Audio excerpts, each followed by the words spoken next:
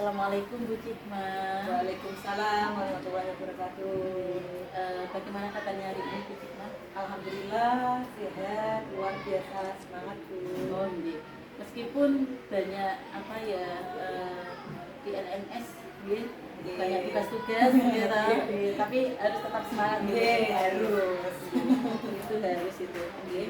Di sini saya akan menjelaskan Bu Cikma tentang fokus pendampingan hari ini. Tema kita hari ini yaitu tentang refleksi awal kompetensi guru penggerak, dan fokus pendampingannya yaitu ada 4. Yang pertama, diskusi tantangan belajar daring. Yang kedua, refleksi penerapan perubahan kelas sesuai dengan pemikiran Ki Hajar Dewantoro. Yang ketiga, diskusi pembuatan kerangka portofolio. Dan yang keempat, diskusi peta posisi diri dan rencana pengembangan diri dalam kompetensi guru penggerak. Untuk dokumen yang dibutuhkan waktu kita loka kemarin, apa sudah disiapkan? Alhamdulillah sudah Bu. Ini sudah saya siapkan. Terima kasih, nanti saya bawa ya. Saya lanjutkan lagi. Apa saja proses kegiatan yang sudah berjalan selama 1 bulan terakhir ini? Setelah loka ini, ya, kita melakukan pembelajaran via Zoom. Itu yang pertama tentang setelah belajar di antara sudah selesai, ini tentang nilai dan berat. Untuk selanjutnya kita membuat yang terakhir ini yang harus saya membuat aksi nyata Visalu titik 1 dan sudah saya unggah ke portofolio digital dan sudah disuruh membuat Berarti untuk aksi nyatanya itu berarti dengan sudah membuat suatu pembelajaran yang sesuai dengan filosofi Ki Hajar Dewantoro. Apa saja contoh kegiatannya yang sudah dilakukan? Ya, ini yang kemarin saya membuat dan sudah saya laksanakan, yaitu membuat pembelajaran yang sebelumnya saya materi reklame di kelas 6 itu menggunakan membuat poster itu menggunakan buku. Ini saya ganti buku mengikuti di kelas pendidikan guru penggerak ini, ya. Saya mendapatkan tambah wawasan tentang pembelajaran yang baik untuk Ki Hajar Dewantoro. Itu saya ubah menjadi pembelajaran membuat reklame dengan media tanpa melalui HP. Seperti ini. Untuk pembelajarannya anak-anak senang ya?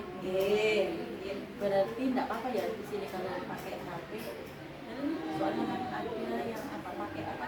Oh ya, kalau di SDN 2 Magung itu memang belum pernah mendapatkan sumbangan rokok. Kalau di SD lain itu memang mendapatkan sumbangan rokok. Kalau sini yang penting kita berkoordinasi, saya selalu berkoordinasi dengan bapak kepala sekolah terlebih dahulu membatasi untuk kesehariannya. Anak-anak memang tidak boleh membawa HP, tapi untuk kala-kala dibutuhkan untuk pembelajaran kita izin kepada Pak Hari terlebih dahulu. Bila sudah diizinkan, nanti saya ada grup untuk komunikasi dengan wali murid. Nanti saya beri pengumuman pada hari ini anak-anak membawa HP buat pembelajaran ya. Terus apa rencana tindak lanjut dari pendampingan individu ini? Kalau menurut saya nanti saya sudah praktek tentang pembelajaran reklame menggunakan media HP dengan aplikasi Canva itu. Nanti pastinya saya akan menjelaskan kepada teman-teman, yang pertama teman-teman sejawat, karena saya lihat di materi kelas 5 itu juga ada seperti itu. Apa hal-hal yang dianggap sebagai capaian selama 1 bulan terakhir? Saya menganggap ada grafik perkembangan yang lebih baik. Itu dibuktikan dari sikap saya berubah, yaitu yang mula-mulanya dari awal pembelajaran, yang mula-mulanya yang menyiapkan anak itu yang juga hanya ketua kelas, itu sudah saya ganti. Itu nanti yang menyiapkan dari persiapan, terus kebiasaan itu yang memimpin bergantian, mulai dari anak satu dengan anak yang lainnya. Jadi semuanya berhak untuk memimpin ke depan dan membiasakan anak lebih baik lagi seperti itu. Memang harus dilibatkan semua gitu.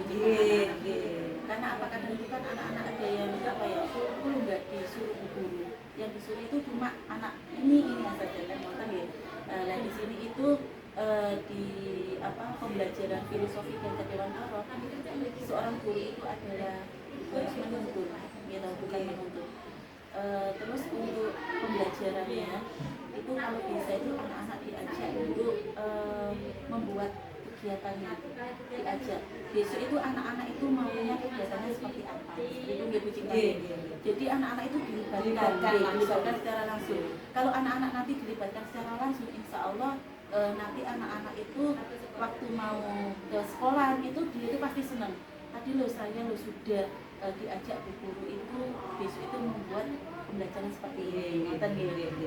Biasanya kan setelah refleksi terakhir itu anak-anak diajak untuk membuat pembelajaran. Bagian inti pendampingan yaitu tentang refleksi diri, tentang tantangan dan lingkungan belajar di sekolah yang kemarin dengan sudah tuliskan di Loka 0 tentang kekhawatiran. Apa saja kekhawatiran yang sebelumnya Ibu Cikma resahkan dan terjadi atau belum atau tidak terjadi? Kekhawatirannya yang saya tuliskan yaitu saya tidak bisa membagi waktu.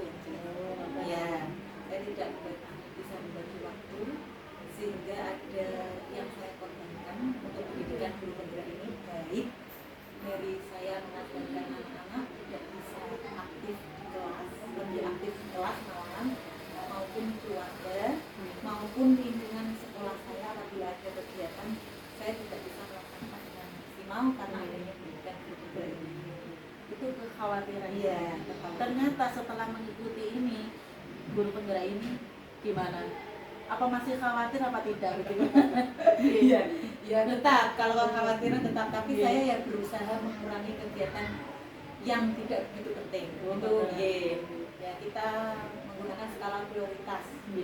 Untuk kegiatan saya menggunakan skala prioritas mana yang lebih penting terlebih dahulu, dan untuk melihat rajin-rajin melihat LMS karena kan di situ ada budgetnya, jangan sampai saya terlewat, itu pasti saya jadikan acuan dan penyemangat, jangan sampai terlewat dan saya harus bisa memenuhi karena ini saya sudah keterima menjadi CGP calon guru penggerak itu, saya rasa sudah menjadi bagian akhir saya untuk menjadi pendidikan ini sebaik-baiknya.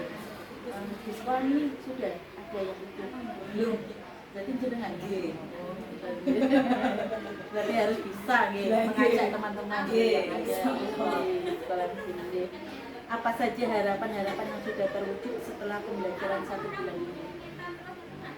Harapan saya setelah menerima teori, yang jelas teori tidak hanya teori, saya akan berusaha mempraktekkan nyata, tidak hanya menunggu saya dikukuhkan untuk menjadi seorang guru penggerak, tapi mulai dari sekarang saya lebih memperbaiki diri, ya dimulai dari diri saya sendiri, dan semoga dengan saya berubah bisa memberikan contoh dan semangat teman-teman yang lain juga sebagai contoh buat saya. Memang kalau kita akan merubah seseorang itu harus dari diri kita sendiri. Kalau nanti diri kita sendiri sudah berubah, insya Allah kita bisa menularkan kepada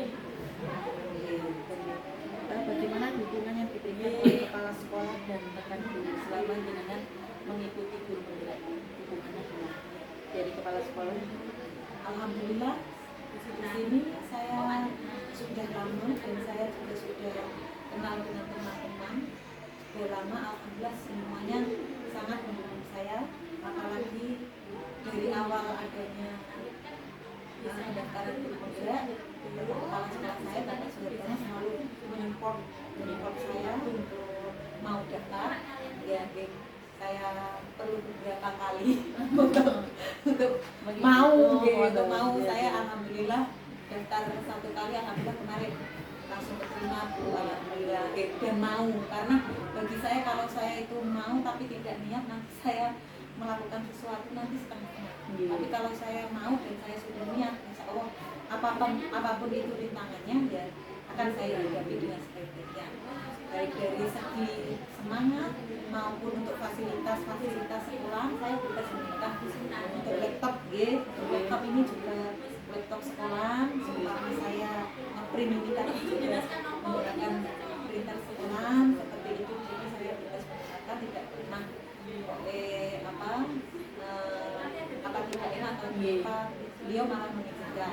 Untuk dari teman-teman, ya teman-teman selalu support saya, artinya apabila saya kurang semangat, teman-teman pasti memberikan dorongan seperti itu.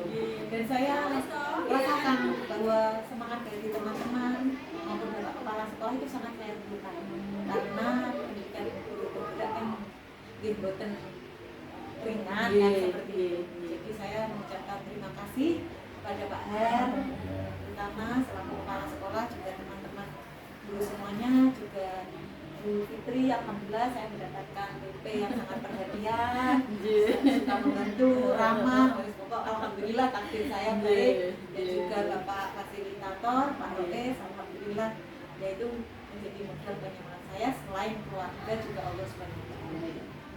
Berarti sangat mendukung dari kalangan semuanya itu sangat mendukung. Apa tantangan yang Ibu hadapi dalam menjalani pendidikan guru penggerak di lingkungan sekolah? Kalau tantangan di lingkungan sekolah saya belum menemukan. Selama saat tidak ada, tidak ada tantangannya. Kalau dari lingkungan sekolah tidak ada. Kemungkinan ya dari diri sendiri, membangun semangat itu. Memang sangat sulit. Instruksinya. Kalau ekstrinsi. Apa yang Ibu lakukan untuk menghadapi tantangan tersebut? Berarti yang dari diri sendiri. Yang dari diri sendiri, kalau tantangan terberat saya rasa kalau saya, alhamdulillah keluarga saya juga mendukung, kebetulan semuanya juga keluarga dari pendidikan, keluarga dari orang tua saya, kakak saya juga seorang pendidik, suami saya juga sangatlah mendukung. Terus teman juga mendukung. Kalau yang tantangannya ya dari diri saya sendiri untuk menguatkan semangat itu. Ya saya percaya saja kepada takdir. Apa-apa yang saya lakukan itu tidak ada kehendak saya. Ini merupakan jalan takdir saya. Saya selalu percaya seperti itu. Apa yang terjadi kepada saya itu sudah ditakdirkan Allah SWT.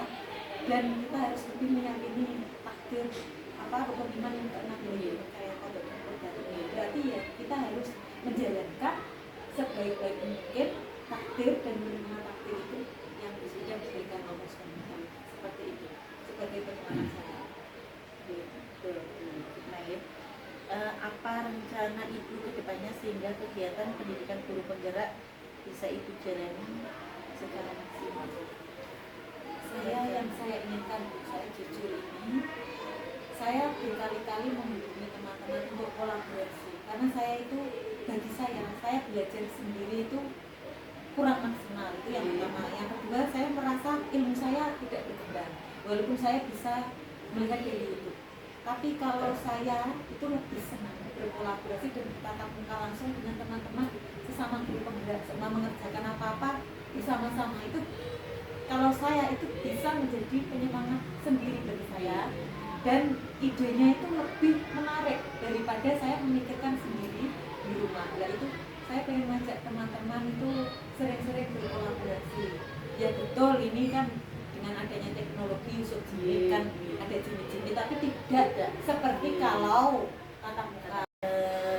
Saya lanjutkan lagi, Bu Cikma, refleksi perubahan diri setelah mempelajari modul 1.1 dan 1.2 kemarin. 1.1 tentang apa? Tentang filosofi KHD, dan 1.2 tentang nilai dan peran guru penggerak. Berdasarkan pembelajaran mengenai filosofi pendidikan yang sudah Bu Cikma pelajari, apa perubahan yang dilakukan di luar ruang kelas agar selaras dengan pemikiran Ki Hajar Dewantara? Di ruang kelas. Di ruangnya.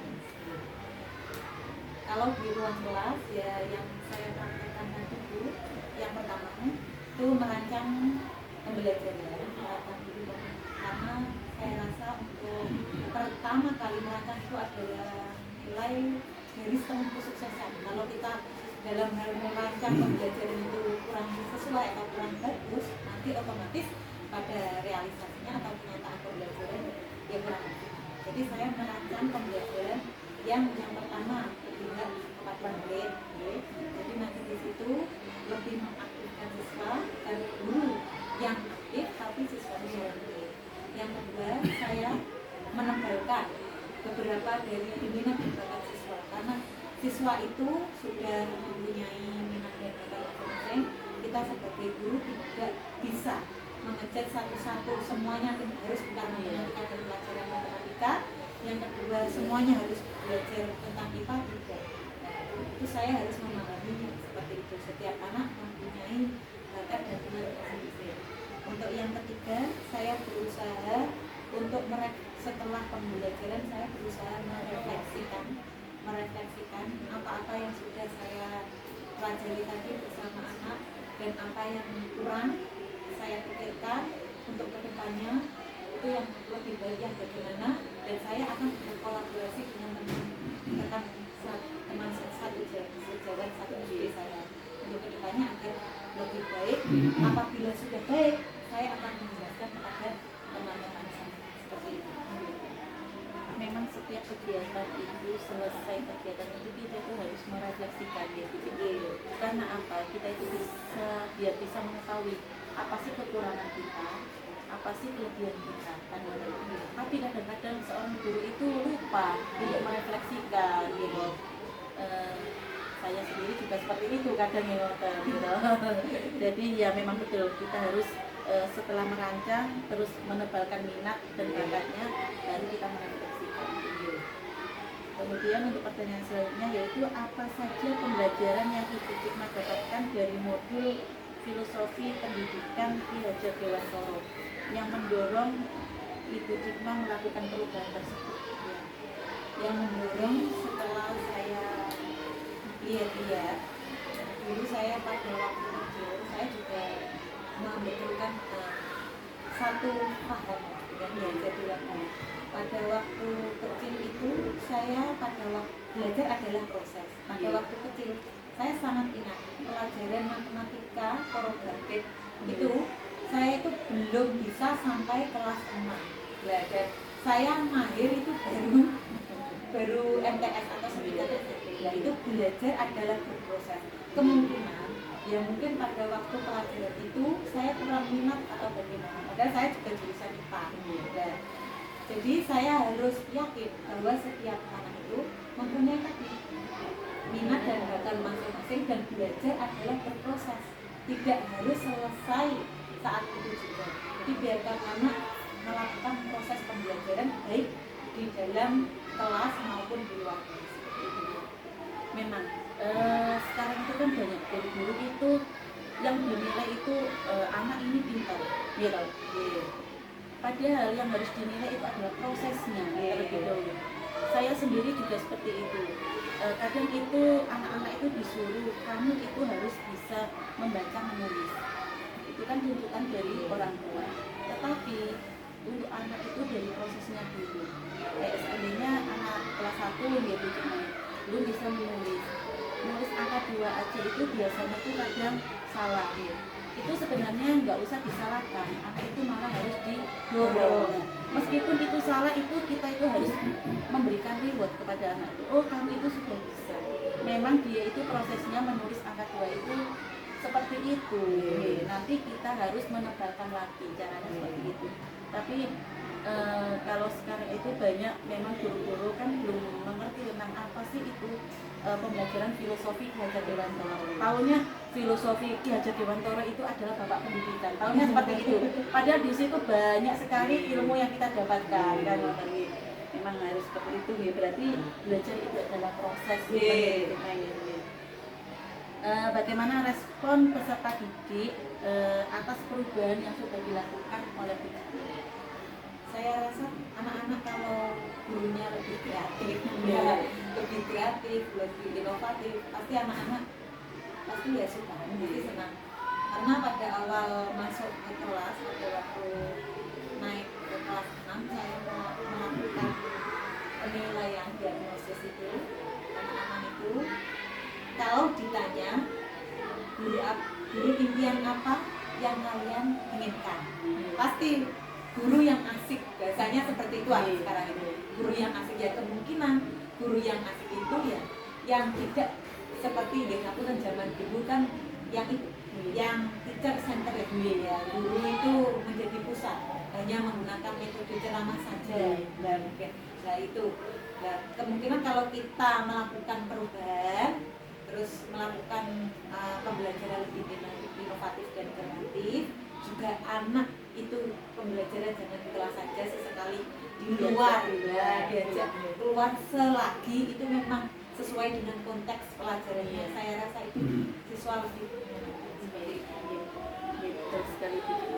Memang itu anak kalau diajak untuk belajar itu hanya untuk apa, menulis di kertas, itu pasti jenuh. Di rumah sudah disuruh belajar pakai kertas, ya. Di sekolah diajak seperti itu lagi pasti jenuh. Tapi kalau anak-anak, ayo sesekali anak-anak diajak untuk keluar, pasti insya Allah anak-anak lebih senang gitu. Biasanya kan seperti itu. Memang kita itu sebagai guru itu harus kreatif dan inovatif, membuat suatu media pembelajaran gitu. Kan sekarang juga banyak sekali contoh-contoh media pembelajaran itu yang menarik untuk anak-anak. Kalau bisa menggunakan media pembelajaran yang ada di lingkungan sekitar kita, kan di sini kan kita banyak.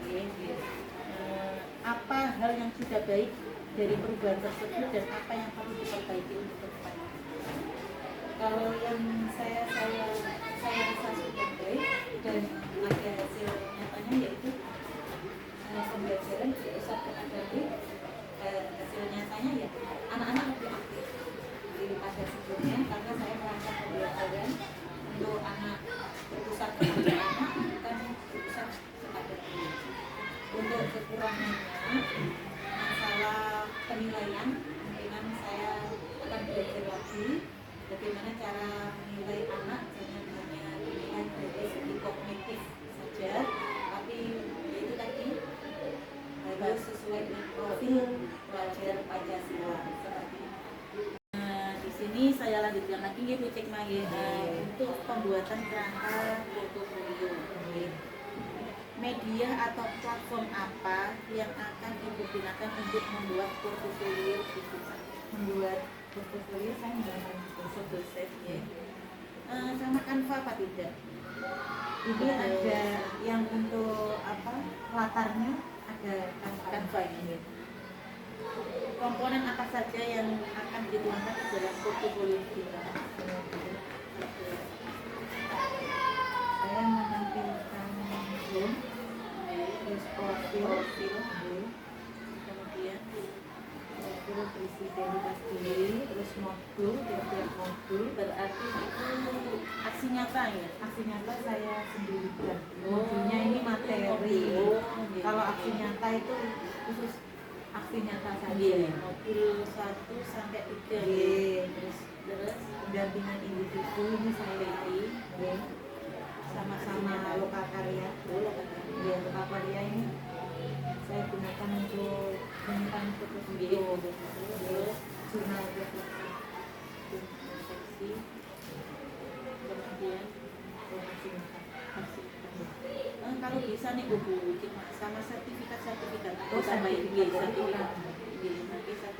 sertifikat selama jenengan mengajar, kayak ikut webinar atau ikut pelatihan apa saja boleh. Itu sertifikat. Untuk penyajiannya seperti itu tadi sudah dijelaskan dari profil modul 1 modul 2 ini. Saya lanjutkan lagi di sini tentang peta posisi diri dan rencana pengembangan diri dalam kompetensi guru penggerak. Kompetensi apa yang sudah dijelaskan? Kompetensi yang sudah digunakan. Kalau saya kompetensi yang sudah sebenarnya saya rasa sudah saya miliki sendiri. Jadi itu saya menjadi bagi siswa saya. Terus ada lagi Dan mempunyai komunitas aktivis. apa komunitas itu? Ini saya juga senang karena saya memang di sini diberi tanggung jawab untuk dua bidang lomba, yaitu patroli dan bercerita. Jadi komunitas literasi dan komunitas